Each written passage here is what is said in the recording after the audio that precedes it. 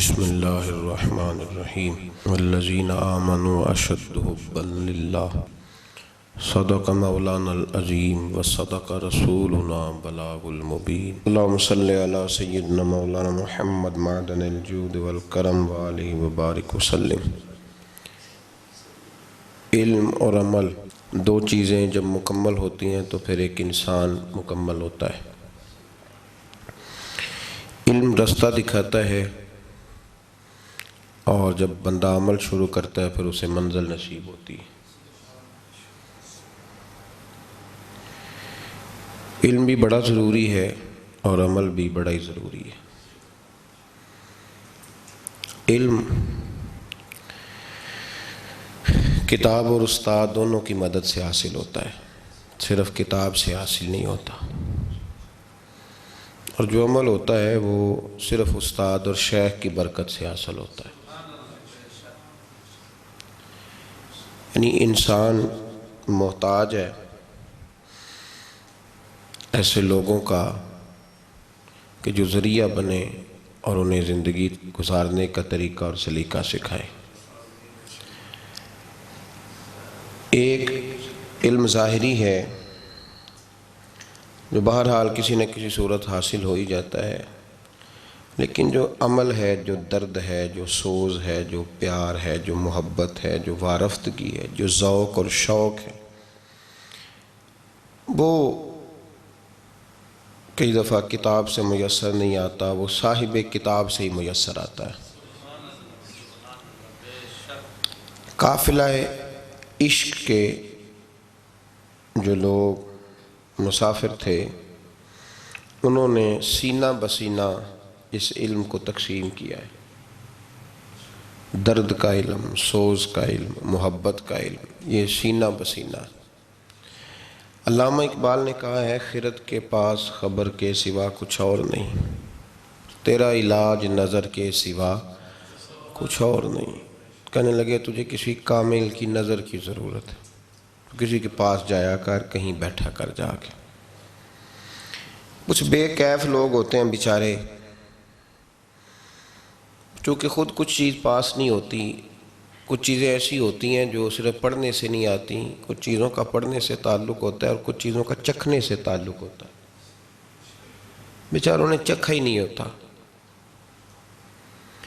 تو شکوہ کرتے پھرتے ہیں، وہ کہتے ہیں دیکھو یہ کیسے ہو سکتا ہے، یہ کس طرح ممکن ہے۔ کوئی خاتون جاتی ہے نا کسی باتھ روم میں تو وہاں دیکھتی ہے وہ گند پڑا ہوا ہے، تو وہ کسی گھر میں گئی ہے تو واپس آ کے شکوہ کرتی ہے، کہتی ہے میں تو وہاں واش روم بھی استعمال نہیں کر سکی، بڑا گندا تھا، بڑا گھن آئی ہے مجھے۔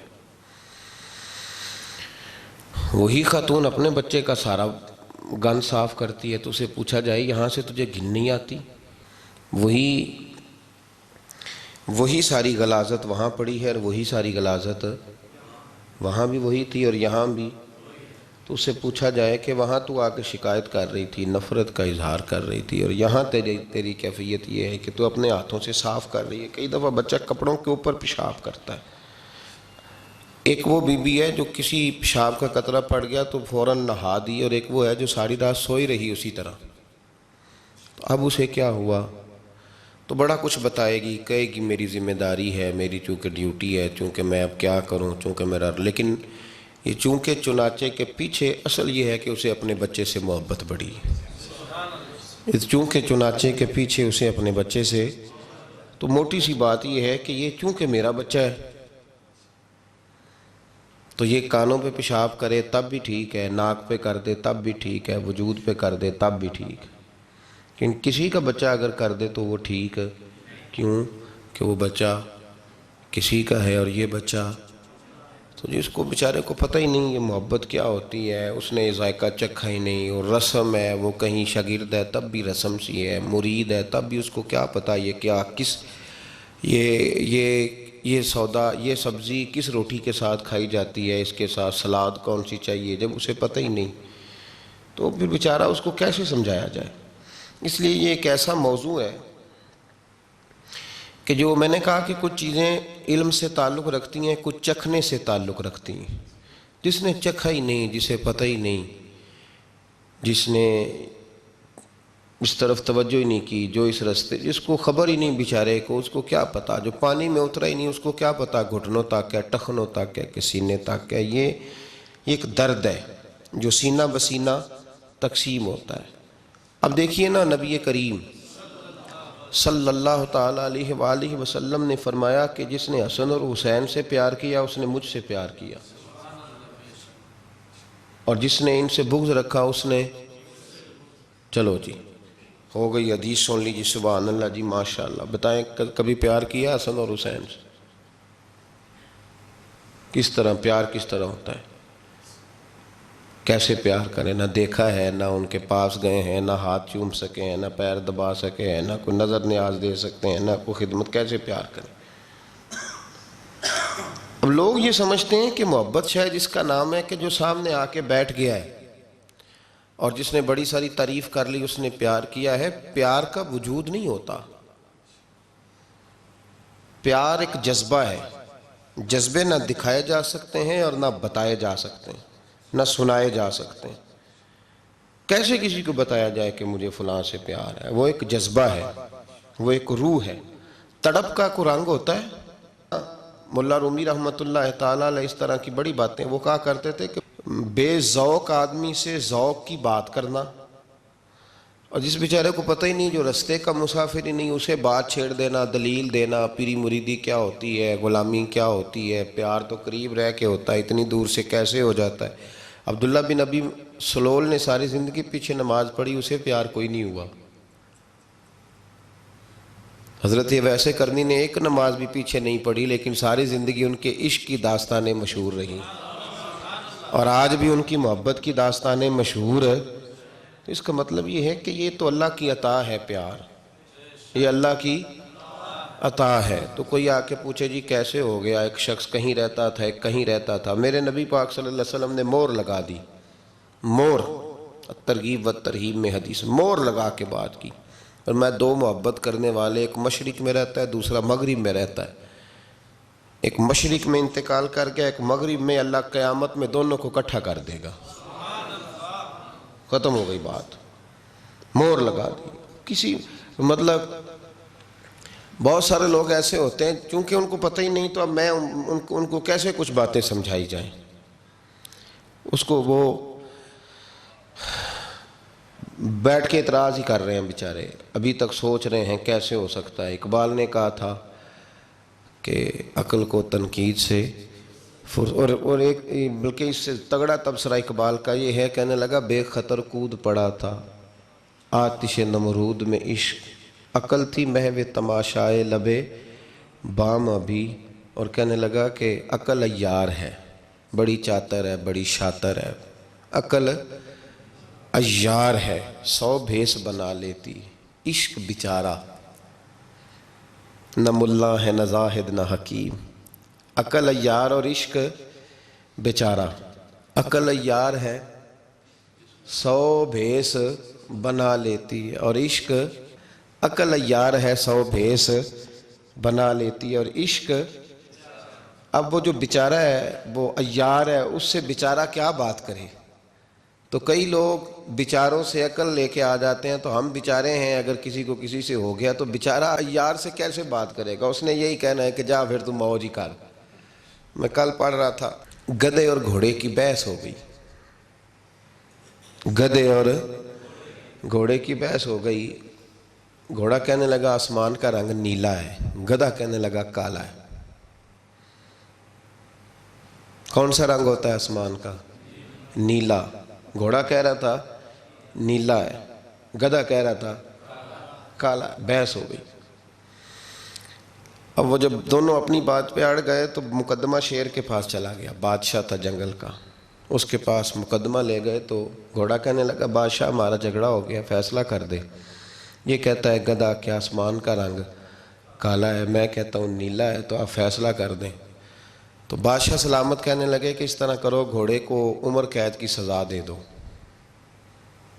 تو گھوڑا کہنے لگا بادشاہ سلامت میری بات بھی صحیح ہے کہ آسمان کا رنگ نیلا ہے اور سزا بھی مجھے۔ تو اس نے کہا تجھے سزا اس بات کی نہیں کہ تیری بات ٹھیک ہے، سزا اس بات کی ہے تو نے گدھے سے بحث شروع کر دی ہے، تو گدھا ہے۔ تو نے گدھے سے بحث شروع کر دی، تیری سزا بنتی ہے کہ تو نے بحث کس سے چھیڑ دی جی؟ وَإِذَا خَاطَبَهُمُ الْجَاهِلُونَ قَالُوا سَلَامًا، جاہل ملے تو اسے سلام کرتے ہیں، اس سے بحث، گدھے سے بحث تو نے چھیڑ دی، تیری سزا ہے۔ اب وہ جو عیار ہیں گدھے، ان سے کیسے بحث کی جائے، انہیں کیسے یہ مسئلہ سمجھایا جائے کہ عشق بیچارہ نہ ملا ہے نہ زاہد نہ حکیم، این عشق جنہاں نو لگ جاندہ وہ سک جاندے نے وانگ کان، تو کیسے سمجھایا جائے؟ وہ تو بیچارے، وہ ان کو تجھے کیسے سبق پڑھایا جائے، وہ تیرے والا ہے ہی نہیں۔ میرے نبی پاک صلی اللہ علیہ وسلم نے ایک دن صحابہ کے بیچ بیٹھ کے فرمایا تھا مجھ سے پیار کرنے والے تو تمہارے بعد آئیں گے۔ کہ یا رسول اللہ ہمارے بعد؟ فرمایا تم تو سارا کچھ دیکھ داکھ کے محبت کر رہے ہو، وہ بن دیکھے مجھ سے پیار کریں گے۔ یہ کیفیات ہیں، یہ بزرگوں کے وسیلے۔ پیار کتابوں سے نہیں ملتا، پیار اللہ والوں سے ملتا ہے۔ پوری بزم میں دیکھیں نا، کئی دفعہ گھر میں کوئی ایک بندہ رو رہا ہو تو باقیوں کو بھی رلا دیتا ہے، اور رو پڑا ہے نا، باقی بھی رو پڑتے ہیں، تو اس کا مطلب ہے درد سینوں سے ملتا ہے، نہ تیغ و تیر میں، نہ لشکر و سپاہ میں، جو بات مرد کلندر کی بارگاہ میں، درد سینوں سے ملتا ہے۔ سینہ بسینہ، یہ جو سینہ بسینہ لوگ تھے نا، یہ درد بانٹ کے گئے دنیا میں، انہوں نے بڑا درد بانٹا، ان کے سینوں میں درد تھا، بٹتا رہا، یہ کڑتے رہے، اور ان کے کڑنے سے کوئی اور کڑتے رہے، یہ روتے رہے تو ان کو دیکھ کر بڑی دنیا روئی۔ علامہ اقبال نے ان لوگوں کی تعریف کی، اقبال کہنے لگے وہی ہے تیرے زمانے کا امام برحق، جو تجھے حاضر و موجود سے بیزار کرے، اور موت کی شکل میں دکھلا کے تجھے جلوہ یار، زندگی تیرے لیے اور بھی دشوار کرے۔ وہ ہے تیرے زمانے کا امام۔ اقبال نے حضرت مجدد الفسانی کی تعریف کی تو کہنے لگے حاضر ہوا میں شیخ مجدد کی لحد پر، کہ وہ لحد ہے زیر زمین مطلع انوار،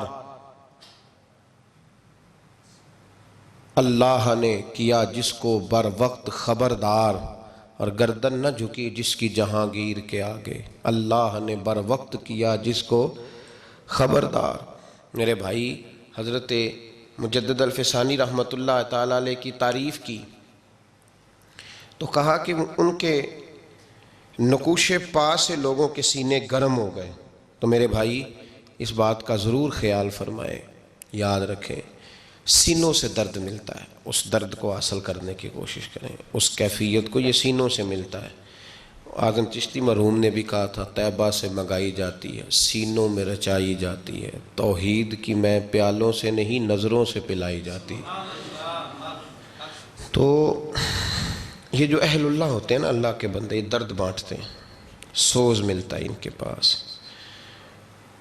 ایک زمانہ ہوتا ہے جس کو یہ درد بانٹ جاتے ہیں، اور مختلف رنگوں میں، ضروری نہیں کہ سب کو نماز پڑھا کے ہی بانٹیں، اس یتیم کے سر پہ ہاتھ رکھ کے اسے بھی درد مند کر جاتے ہیں، کسی بیوہ کی سرپرستی کرتے ہیں، کسی غریب کا خیال کرتے ہیں، کسی دکھیے کا دکھ دور کرتے ہیں، تو پھر ایک نہیں، دو نہیں، چاروں نہیں، پھر چار دانگے عالم سے ان کا پیار ہوتا ہے، چونکہ یہ دنیا میں کچھ دینے آئے ہوتے ہیں، لینے نہیں آئے ہوتے، تو جہاں جہاں جاتے ہیں کچھ نہ کچھ چھوڑ کے جاتے ہیں۔ حضرت سیدنا تاج الشریعہ رحمۃ اللہ تعالیٰ علیہ اس گروہ کے مسافر تھے جو لوگ درد بانٹنے آئے دنیا میں۔ ان کی شاعری نے، ان کے درد نے، ان کی بھیگی ہوئی آنکھوں نے، ان کے چمکتے ہوئے چہرے نے، ان کی حضور غوث پاک سے محبت نے، ان کی اعلیٰ حضرت فاضل بریلوی کے مشن سے عقیدت نے، ان کی اپنے دین کے ساتھ وابستگی نے درد بانٹا۔ ان کے سینے سے لوگوں نے درد حاصل کیا، ان کی مجلس سے، ان کی محفل سے، ان کی گفتار سے، ان کی رفتار سے لوگوں نے بڑا کچھ پایا۔ میں نے شروع میں عرض کیا کہ علم سے کئی دفعہ وہ سارے معاملات حل نہیں ہوتے جب تک کوئی اس پر پریکٹیکل کر کے نہیں دکھاتا۔ تو بعض لوگوں کا عمل کرنا بہت سارے لوگوں کے لیے مشعل راہ بن جاتا ہے، وہ چلتے ہیں، اٹھتے ہیں، بیٹھتے ہیں، آتے ہیں، جاتے ہیں، تو ان کا یہ آنا جانا لوگوں کو درد دے جاتا ہے۔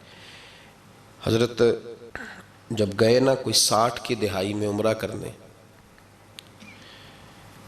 تو سعودی گورنمنٹ نے گرفتار کر لیا تھا ان کو۔ فرماتے میں اپنے کمرے میں تھا، میری زوجہ بھی ساتھ تھیں، تو گرفتار کر لیا۔ اچانک پولیس والے رات کو اندر آئے،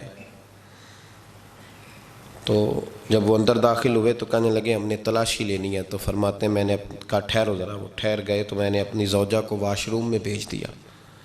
انہوں نے کمرے کی تلاشی لی تو میرے پاس سے چند کتابیں ملیں۔ وہ کتابیں انہوں نے پکڑ لیں، پھر مجھے انہوں نے پکڑا اور مجھے وہ لے گئے، میرے گھر والوں کو بھی گرفتار کیا۔ تو مجھے کہنے لگے کہ آپ نے جمعہ امام کے پیچھے نہیں پڑھا۔ تو میں نے کہا کہ میں مسافر ہوں، مسافر پہ جمعہ ہوتا ہی نہیں، تو آپ کس طرح مجھے پابند کر سکتے ہیں کہ میں وہاں جمعہ پڑھوں؟ تو کہتے ہیں انہوں نے میرے ساتھ بات چھیڑ دی، کہنے لگے سنا آپ کسی نئے فرقے کے بانی ہیں؟ تو آپ فرمانے لگے تم بات کرو۔ کہتے ہیں انہوں نے جب باتیں چھیڑی تو میں نے کہا کہ ہمارا اصل نظریہ یہ ہے کہ ہم نہ صرف یہ کہ حضور کی غلامی کرتے ہیں، بلکہ ہم یہ سمجھتے ہیں کہ رب ہمیں جو کچھ دیتا ہے وہ نبی پاک کے صدقے دیتا ہے۔ کسی غیر کا ملک ہو، کسی غیر کی حکومت ہو، کسی غیر کا، اور سارا ان کا نظریہ ہو، اور اس کے باوجود کوئی آدمی اتنا ڈٹ کے بات کرے۔ فرماتے میں نے توسل پہ بھی بات کی، میں نے حضور کے علم غیب پر بھی بات کی، میں نے رسول پاک کی عظمت اور شانوں کو بھی بیان کیا، اور میں نے یہ بھی کہہ دیا کہ ہمارا نظریہ یہ ہے کہ قیامت میں اگر ہم جنت میں جائیں گے تو حضور کی سفارش کی برکت سے جائیں گے۔ حضرت صاحب کو بڑا نازک سا وجود تھا، مجھے تو اللہ نے موقع دیا ان کے پیر دبانے کا بھی، نازک سا وجود تھا ان کا، تو ہتھ کڑیاں ڈال کر ہاتھوں اور پیروں میں مدینہ شریف نہیں جانے دیا۔ کہتے ہیں کچھ دن مجھے انہوں نے جیل میں رکھا، پھر جدہ ایئرپورٹ سے بمبئی روانہ کر دیا۔ تو حضرت نے ایک کلام لکھا تھا اس موقع پر، کلام یہ تھا کہ داغ فرقت طیبہ قلب مضمحل جاتا، کاش گنبد خضرا دیکھنے کو مل جاتا۔ مدینہ شریف نہیں جا سکے تو فرمانے لگے داغ فرقت طیبہ قلب مضمحل جاتا، کاش گنبد خضرا دیکھنے کو مل جاتا۔ تو فرمایا کرتے تھے کہ میں نے کئی راتیں رو کے گزاری۔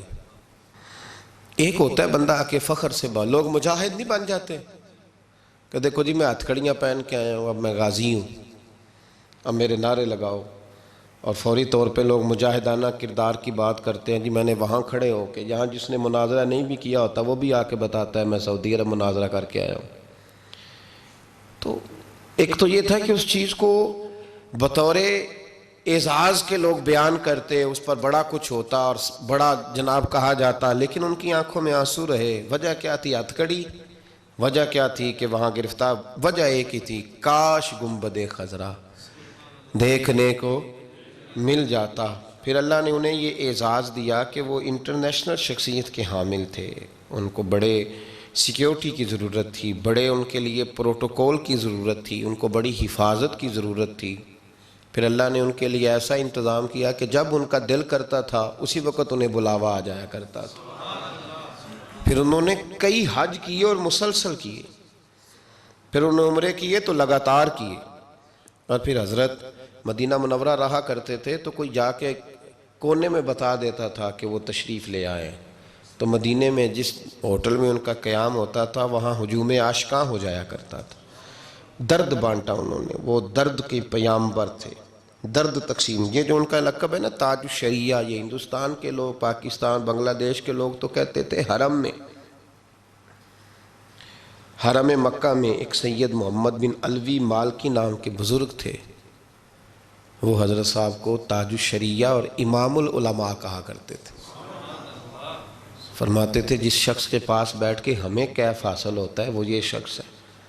میرے بھائی بہت سارے لوگ بڑا کچھ لے جاتے ہیں، بڑا کچھ لے جاتے ہیں۔ اب تو خیر کام آسان ہو گیا ہے، اب تو بڑا عجیب انداز ہے۔ میں ایک شخص نے مجھے کہا کہ یہ دیکھیے یہ میرے پیر صاحب اور استاد صاحب ہیں، تو یہ ویڈیو بنی ہوئی ہے، وہ میرے ہاتھ چوم رہے ہیں۔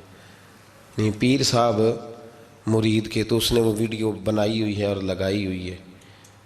تو میں نے کہا کہ بالکل صحیح ہے، تو ان کو غلطی لگ گئی، تیرا مرید ہونا چاہیے تھا، تو الٹ ہو گیا کام۔ دماغ ان لوگوں کا کام، تصویریں بنائی ہوئی ہیں اور اس طرح کی، وہ کہتے ہیں میرے بغیر روٹی نہیں کھاتے میں، بھائی اس سے باہر آ جائیں، یہ کیفیت نہیں ہے۔ دیکھیں نا، اس کے ساتھ نسبت ہو جانا بھی بہت ہی کافی ہے۔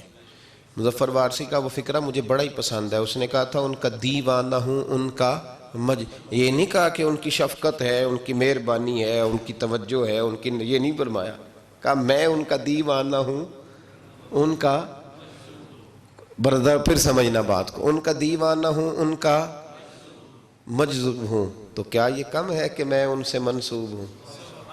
کہنے لگا اتنا تھوڑا ہے کہ لوگ کہتے ہیں یہ اس کا دیوانہ ہے۔ اچھا، یہاں یہ فکرہ نہیں کہا گیا کہ ان کی بھی بڑی شفقت ہے جی، ان کی بھی بڑی مہربانی ہے جی، اصل ان کی نا نا نا نا، میں ان کا دیوانہ ہوں اور ان کا مجذوب ہوں، کیا یہ کم ہے کہ میں ان سے منسوب ہوں؟ سرحد حشر تک جاؤں گا بے دھڑک، مجھ کو اتنا تو زیادہ سفر مل گیا۔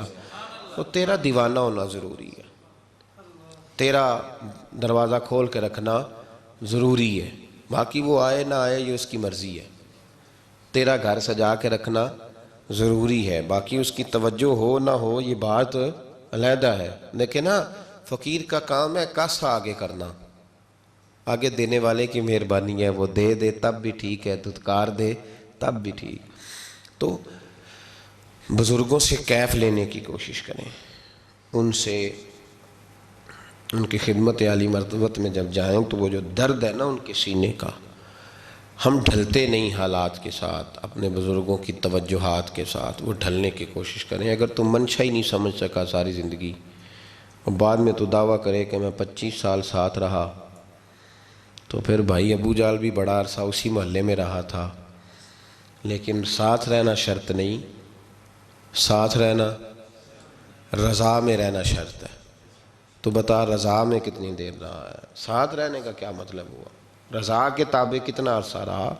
تو یہ درد بانٹنے والے لوگوں کی ایک پورا تسلسل ہے، اس درد میں اپنے سفر کو جاری کریں، اس کیفیت کی طرف ان لوگوں کی اتباع میں اس سفر کو حاصل کرنے کی کوشش کریں۔